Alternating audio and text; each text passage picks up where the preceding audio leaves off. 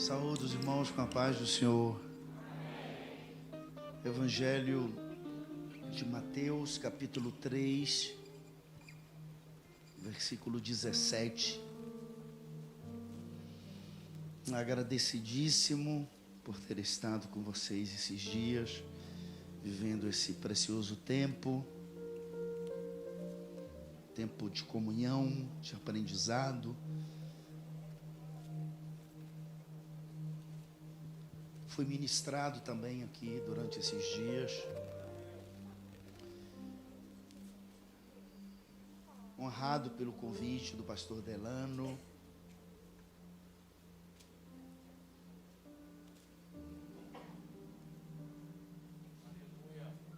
Estamos orando no propósito de uma mudança para cá.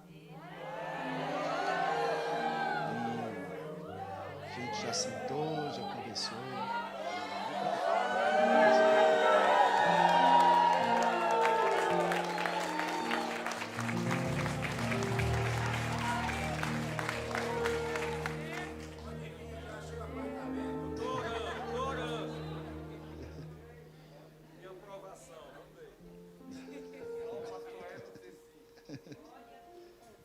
Depende do Edão aí, né?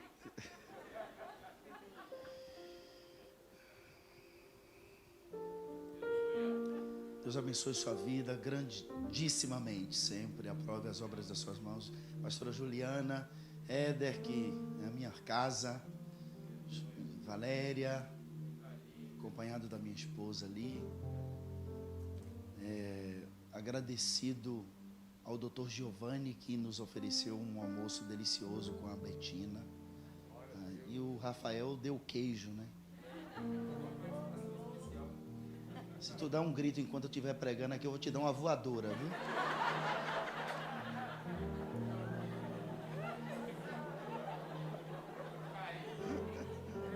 Obrigado, Rafa. Deus te abençoe.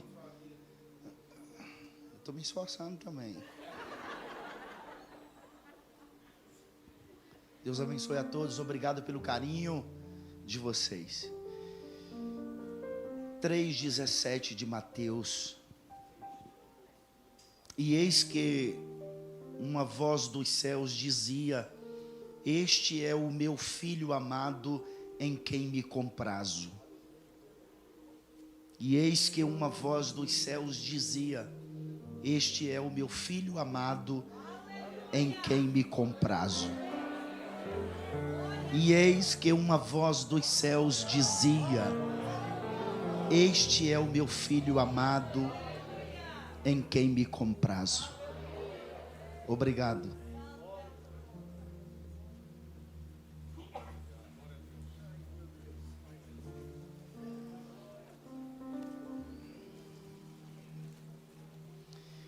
E sendo Jesus batizado, saiu logo da água, e eis que se lhe abriram os céus, e viu o Espírito de Deus como pomba e vindo sobre ele. E eis que uma voz dos céus dizia: este é o meu filho amado, em quem me comprazo. Esta expressão filho significa um descendente do sexo masculino, um macho, um homem. O filho de Deus é homem, é macho. Filho também refere-se àqueles que por meio de Jesus foram feitos filhos de Deus. Por exemplo, filhos do reino, Mateus 8, versículo 12, referindo-se aos que reinarão com Cristo. Filhos das bodas, Mateus 9, versículo 15, referindo-se aos que são partícipe da celebração do casamento místico entre Cristo e a igreja. Filho tem referência também aos filhos do diabo, os que rejeitam a Deus como pai. Exemplo, filho do maligno, Mateus 13, 38, referindo-se a, por exemplo, Caim, que matou seu irmão Abel. Filhos do diabo, Atos 13, versículo 10, referindo-se àqueles que amam as trevas e rejeitam a luz. Filhos deste mundo, Lucas 16, verso 8, assim como 20, versículo 34, referindo-se àqueles que se conformam ideológica e emocionalmente com a maneira de viver do mundo. Jesus não é apenas o Filho, Ele é o Filho amado. A palavra amado significa caro, querido. Amado também refere-se aos salvos como pessoas unidas a Deus. Segundo Pedro 3, verso 1 diz: amados, escrevo-vos agora esta segunda carta, em ambas as quais desperto com exortação o vosso ânimo sincero. Amados, em referência aos que trabalham na obra do Senhor. 1 Coríntios 15, 58. Portanto, meus amados irmãos, sede firmes e constantes, sempre abundantes na obra do Senhor, sabendo que o vosso trabalho não é vão no Senhor. Amados de Deus, uma referência aos santos, Romanos 1,7. A todos os que estáis em Roma, amados de Deus, chamados santos, graça e paz de Deus nosso Pai e do Senhor Jesus Cristo. Lembra da carta de Paulo aos Efésios 5, verso 1? Ele diz: sede, pois, imitadores de Deus como filhos amados. Amados com referência aos livres e salvos por Jesus. Salmos 108, versículos 5 e 6. Exalta-te sobre os céus, ó Deus, e a tua glória sobre toda a terra, para que sejam livres os teus amados. Salva-nos com a tua destra e ouve-nos. Com relação a Jesus, quando Deus diz: este é meu filho amado, a palavra significa inerentemente amado. A expressão significa único filho, como sendo objeto de um amor peculiar. Essa expressão refere-se apenas a Cristo, o Filho amado de Deus, o primogênito do Pai. João 3, verso 16, a parte A: porque Deus amou o mundo de tal maneira que deu o seu Filho unigênito. Mateus 12, versículo 18: eis aqui o meu servo que escolhi, o meu amado, em quem a minha alma se compraz. Porei sobre ele o meu espírito e anunciará aos gentios o juízo. Em Mateus 17, versículo de número 5, está escrito: e estando ele ainda a falar, eis que uma nuvem luminosa os cobriu, e da nuvem saiu uma voz que dizia: este é o meu filho amado, em quem me tenho comprazido. Se Jesus é o Filho de Deus, então significa que Jesus é eterno? Lógico, claro. Jesus existia antes de ele nascer de Maria? Sim, lógico. Se ele é eterno, é porque ele existia, sempre existiu. Na verdade, ele não tem princípio e não tem fim. E você deve estar perguntando: mas ele estava em que lugar? Quando Salomão escreve, por exemplo, Provérbios, capítulo de número 8, quando ele escreve sobre a sabedoria, Salomão está se referindo a Cristo como a sabedoria, a partir do versículo de número 22. Em Provérbios 8, 22, ele é pré-existente. Olha o que o texto diz: o Senhor me possuiu no princípio de seus caminhos, e antes de suas obras mais antigas. Em Provérbios 8, 23, é Jesus antes de tudo, antes do mundo espiritual e eterno. Desde a eternidade fui ungida. Está no feminino porque está falando de sabedoria, mas é uma referência a Cristo. Desde a eternidade fui ungida, desde o princípio, antes do começo da terra. Provérbios 8, versículos 24, 25 e 26, ele antes do mundo físico, na dispensação do mistério. Ouça o que diz o verso 24: antes de haver abismos, fui gerada. Está no feminino porque está falando da sabedoria, mas é Cristo. E antes ainda de haver fontes carregadas de águas. antes que os montes fossem firmados, antes dos outeiros eu fui gerada. Versículo 26, ainda ele não tinha feito a terra, nem os campos, nem sequer o princípio do pó do mundo. Em Provérbios capítulo 8, versículo 29, ele é o verbo do Pai. Olha o que diz o texto: quando punha ao mar o seu termo, para que as águas não traspassassem o seu mando, quando compunha os fundamentos da terra. Versículos 32 e 33 do capítulo 8, é ele no Evangelho. Olha o que diz: agora pois, filho, ouve-me, porque bem-aventurados serão os que guardam os meus caminhos. Ouve a correção, não a rejeiteis, e sede sábios. No verso 34, ele e seus avisos acerca da vida eterna.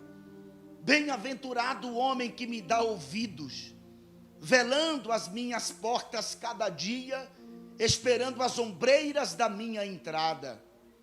Em Provérbios 8, versículo 35, ele é a salvação, porque o que me achar, aleluia, achará a vida eterna, alcançará o favor do Senhor. Provérbios 8, versículo 36, é ele quem condena o homem ao inferno, mas o que pecar contra mim, violentará a sua própria alma. Todos os que me aborrecem amam a morte. Pastor, ele estava onde? Além de ser a sabedoria, ele estava no seio do Pai. João 1, verso 18, Deus nunca foi visto por alguém. O Filho unigênito que está no seio do Pai, esse o revelou. Colossenses capítulo 1, versículo de número 26, Paulo diz: o mistério que esteve oculto desde todos os séculos e em todas as gerações, e que agora foi manifesto aos seus santos. Vou repetir o versículo: ele não foi revelado ao mundo, ele foi revelado aos seus santos. João 14, versos 11 e 12. Não crês tu que eu estou no Pai, disse Jesus, e que o Pai está em mim? As palavras que eu vos digo, não as digo de mim mesmo, mas o Pai que está em mim é quem faz as obras. Crede-me que estou no Pai, e o Pai em mim. Crede-me, ao menos, por causa das mesmas obras. Ele estava na criação, ele era o verbo, sim, ele era o verbo. João capítulo de número 1 diz: no princípio era o verbo, e o verbo estava com Deus, e o verbo era Deus. Ele estava no princípio com Deus. Todas as coisas foram feitas por ele, e sem ele nada do que foi feito se fez. No Éden, ele era a voz que ecoou no jardim. Gênesis 3, verso 8, perguntando: Adão, cadê você? Onde estás? Ele é o cordeiro morto desde a fundação do mundo. Gênesis 3, versículo 21. E fez o Senhor Deus Adão e a sua mulher túnica de peles e o vestiu.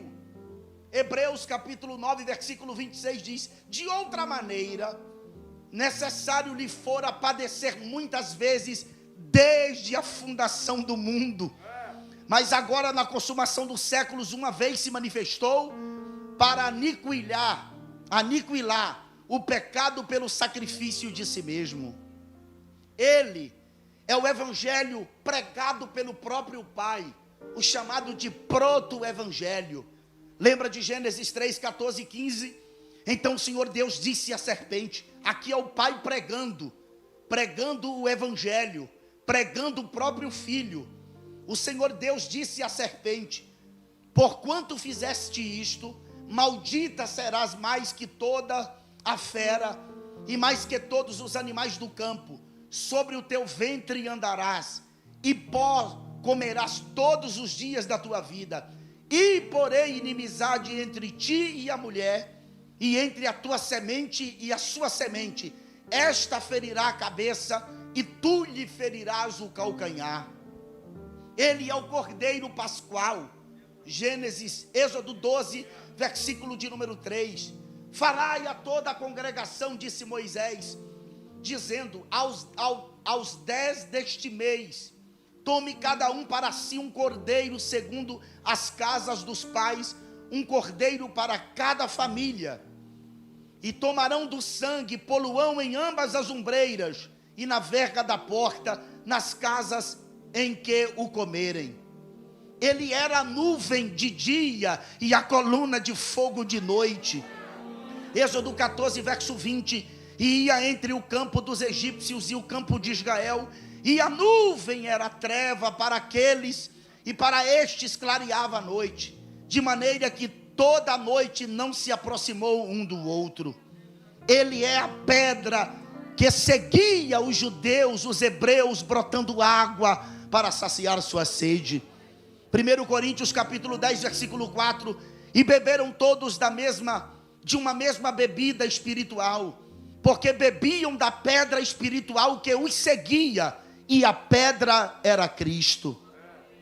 O Pai nos enviou para salvar-nos da perdição eterna. João 3,16, eu tenho que ler de novo. Porque Deus amou o mundo de tal maneira, que deu seu Filho unigênito, para que todo aquele que nele crê, não pereça, mas tenha a vida eterna. Mas ele não foi enviado apenas para nos salvar da vida eterna, da perdição eterna. O Pai o enviou para ser o nosso exemplo.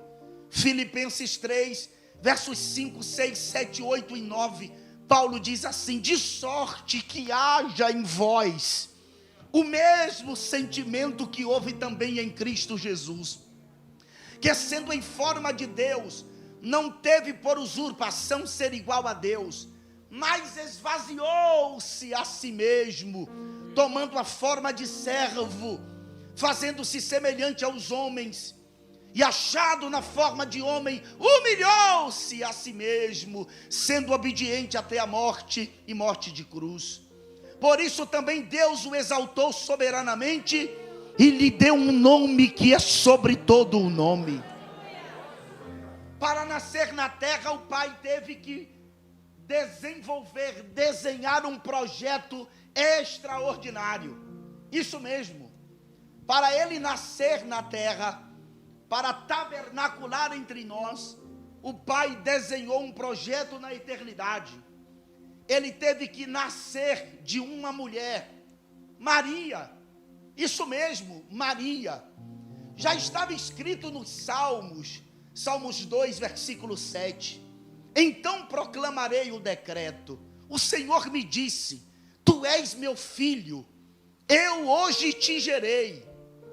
Atos 13, verso 33, o doutor Lucas ratifica o que está escrito no Salmos, verso 7, do Salmos 2, como também está escrito no Salmo 2, meu filho és tu, hoje te gerei. Jesus, ele não é resultado de uma relação íntima entre Maria e José, ele é a semente da mulher, apenas ele é a semente da mulher. Todos nós somos sementes de homem, porque foi necessário os nossos pais coabitarem, para que nós fôssemos gerados no ventre da nossa mãe. Jesus não houve uma relação íntima entre José e Maria. Jesus é obra do Espírito Santo. Como assim, pastor? O Espírito Santo foi a incubadora. O Espírito Santo foi a incubadora. Veja Lucas, capítulo de número 1, versículo de número 26, a seguir o que está escrito. E no 6º mês foi o anjo Gabriel enviado por Deus a uma cidade da Galileia chamada Nazaré, a uma virgem desposada com um varão cujo nome era José, da casa de Davi, e o nome da virgem era Maria.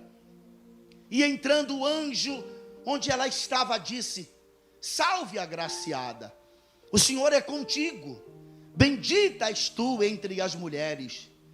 E vendo-a, ela turbou-se muito com aquelas palavras, e considerava que saudação seria esta. Disse-lhe então o anjo: Maria, não temas, porque achaste graça diante de Deus. E eis que em teu ventre conceberás, e darás à luz um filho, e por-lhe-ás o nome de Jesus. Este será grande, e será chamado Filho do Altíssimo, e o Senhor Deus lhe dará o trono de Davi seu pai, e reinará eternamente na casa de Jacó, e o seu reino não terá fim.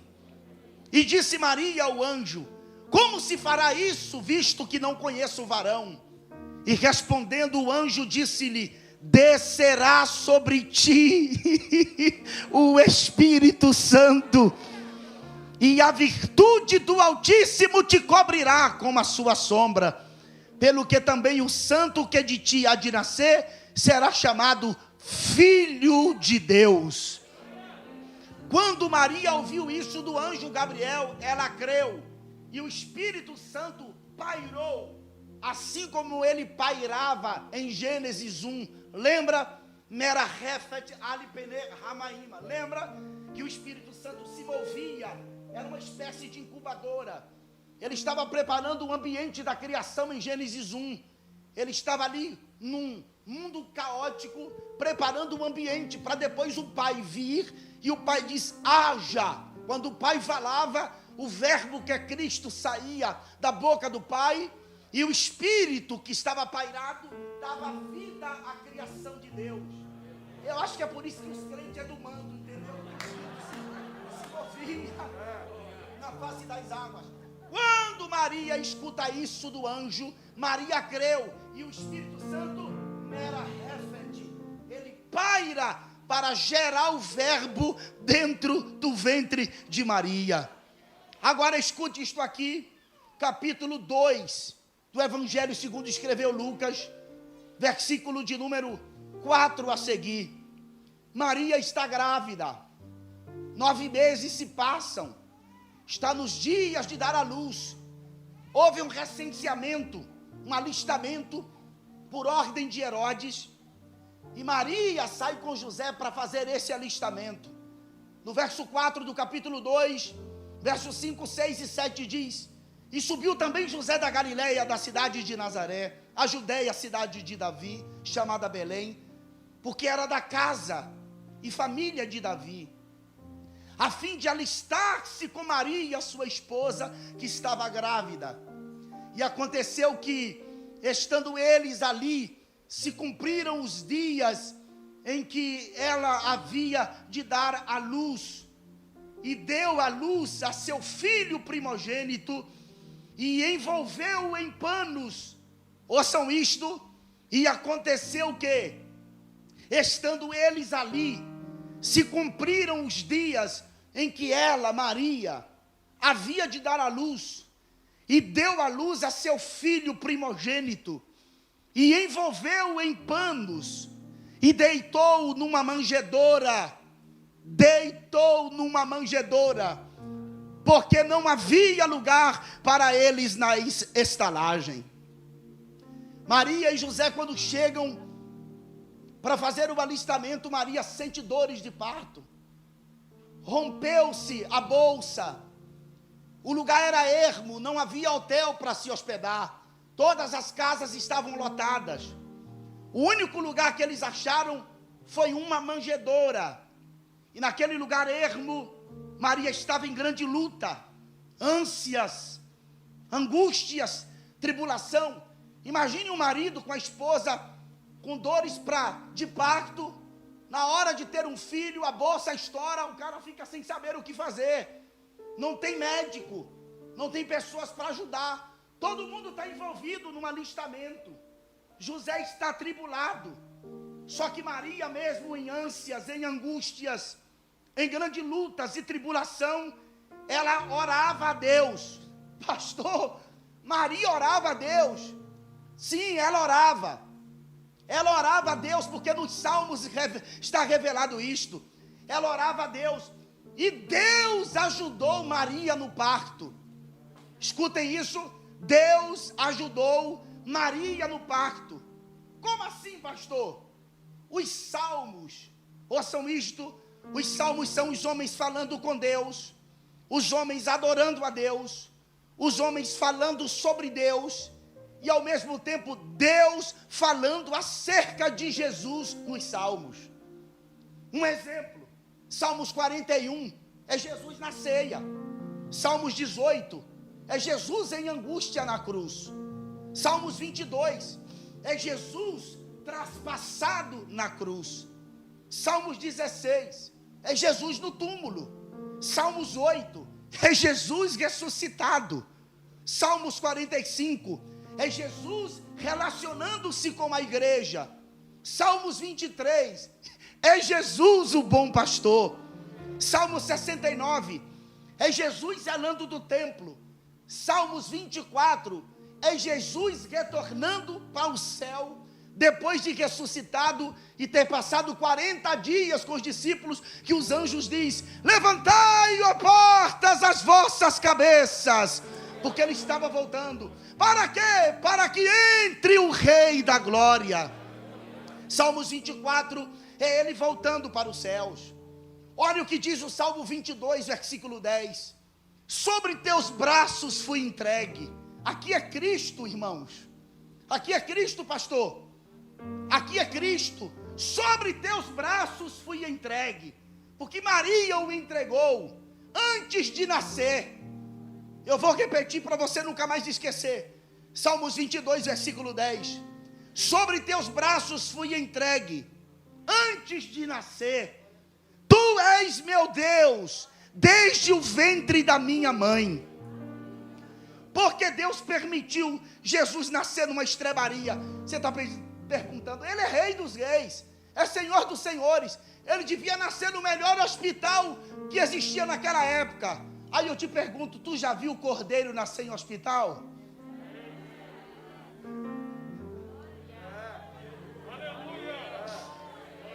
Tu já viu o cordeiro nascer em hospital? Deus estava presente no momento do parto de Maria. Salmo 22, versículo 9. Olha o que diz: mas tu mesmo me pariste, me tiraste. Mas tu mesmo, aqui é o nascimento dele, é o momento do nascimento. Ele está dizendo: mas tu mesmo me tiraste do ventre. Tu me fizestes confiar quando ainda estava no seio da minha mãe. Essa palavra tirastes, pastor Delano, no hebraico, significa parir. É Jesus dizendo: tu mesmo me paristes. Como assim, pastor? Doeu em Deus. Doeu em Deus em dar Cristo para nós. Doeu nele. Doeu em Deus. O texto diz: tu mesmo me pariste. E parir é uma das piores dores que existe. Doeu no pai. Mas o amor do pai é tão inexpressável, tão imedível, tão indizível, tão inexplicável, que mesmo doendo nele, doeu por quê, pastor? Porque ele é o filho único do Pai, o unigênito do Pai. E olha, quando Maria estava parindo Jesus, houve uma luta na hora do parto. O salmista me revela a gente isso: mas tu me tiraste do ventre. Porque houve uma luta naquela hora. Que luta, pastor? Quando Maria estava nascendo, aparece o dragão. Satanás aparece para tragar a criança no momento do nascimento. Por isso que houve uma luta na hora do nascimento. Olha o que diz Apocalipse capítulo 12, versículo de número 1 a 5. E viu-se um grande sinal no céu, uma mulher vestida do sol, tendo a lua debaixo dos seus pés, e uma coroa de 12 estrelas sobre a sua cabeça. E estava grávida, e com dores de parto, e gritava com ânsias de dar à luz. E viu-se outro sinal no céu, e eis que era um grande dragão vermelho, que tinha 7 cabeças e 10 chifres, e sobre as suas cabeças 7 diademas, e a sua cauda levou após si uma terça parte das estrelas do céu, e a lançou sobre a terra. E o dragão parou diante da mulher, que havia de dar à luz, para que, dando ela a luz, lhe tragasse o filho. Tragar aqui é um transitivo direto, fazer desaparecer, absorver, sorver. Satanás não queria que Jesus nascesse, por isso tentou matá-lo logo quando ele nasceu. Mas Jesus já nasceu vencendo Satanás. Eu vou repetir que é para você gritar: o Cordeiro já nasceu vencendo Satanás. Ele tentou matar Jesus quando Jesus estava nascendo, mas Jesus o venceu. Tentou matar Jesus quando criança, através de Herodes, mas Jesus o venceu. Tentou vencer Jesus com fome, quando disse: transforma essas pedras em pães e come, mas Jesus o venceu. Tentou vencer Jesus desafiando no pináculo do templo, mas Jesus o venceu. Tentou vencer Jesus lhe oferecendo os reinos deste mundo, mas Jesus o venceu. Tentou vencer Jesus quando usou a boca de Pedro, e Jesus disse: para trás de mim, Satanás. Tentou vencer Jesus na casa do sacerdote Anás, mas Jesus o venceu. Tentou vencer Jesus na casa do sumo sacerdote Caifás, mas Jesus o venceu. Tentou vencer Jesus na casa de Pilatos, Jesus o venceu. Tentou vencer Jesus na casa de Herodes, Jesus o venceu. Tentou vencer Jesus no flagelo, Jesus não deu uma palavra, ficou calado e o venceu. Tentou vencer Jesus com uma cruz nas costas, mas Jesus carregou o patíbulo até o lugar de destino, o Gólgota. Jesus venceu.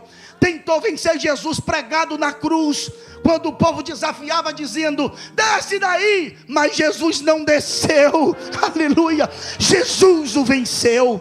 Ele viu que Jesus estava com sede, e deve ter pensado: não venci com fome, o vencerei com sede, pois ninguém vive sem água. Mas ele esqueceu que Jesus é a fonte da água da vida. Ele viu Jesus clamando ao Pai: por que me desamparaste? Talvez ele disse: agora ele está sem o Pai, vou vencê-lo. Mas daí ouviu o grito de Jesus: Pai, está consumado. Jesus morreu. Talvez ele disse: eu vou prendê-lo no mundo dos mortos. Mas Jesus pegou e arrebentou com o mundo dos mortos e ressuscitou. E está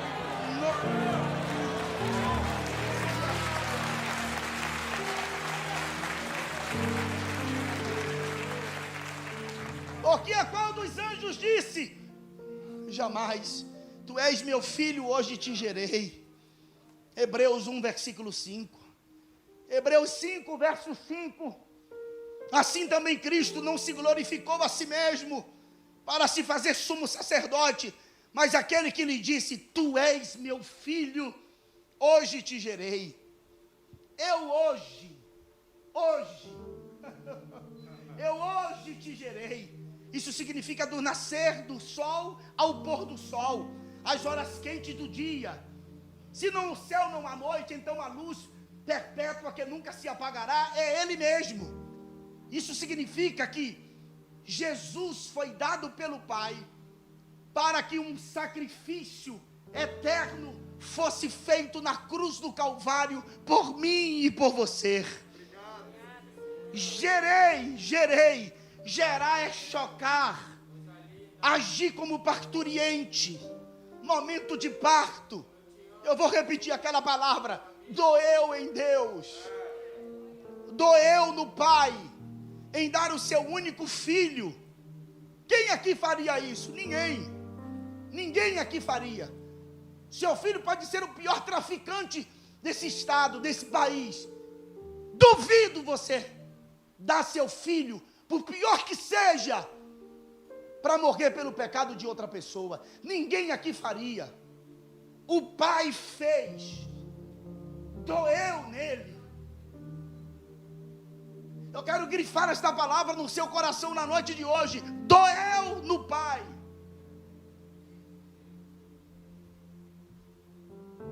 Lembra quando a gente cantava, se isso não for amor? Lembra? O oceano secou, lembra?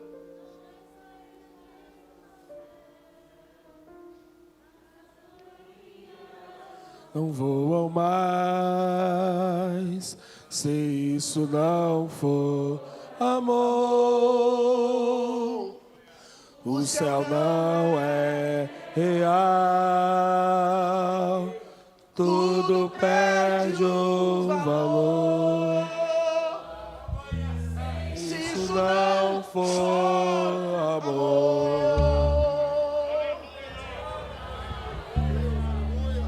Mesmo na morte, lembrou-se do ladrão que ao seu lado estava, e com amor e ternura falou-lhe no paraíso, comigo irá.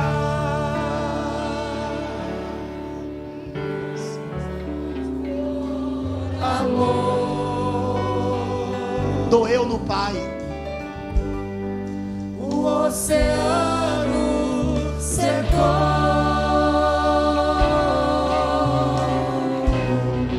não há estrelas no céu,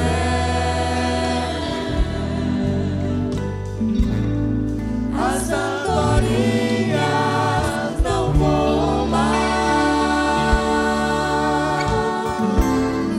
se isso não for amor.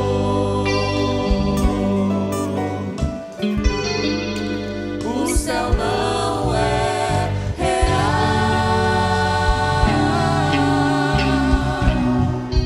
tudo perde o valor, se isso não for amor. Deus sentiu dores de parto quando deu Jesus, como se ele tivesse parindo seu próprio filho. Doeu nele. Por que Deus fez isto? Para que através de Cristo ele tivesse outros filhos.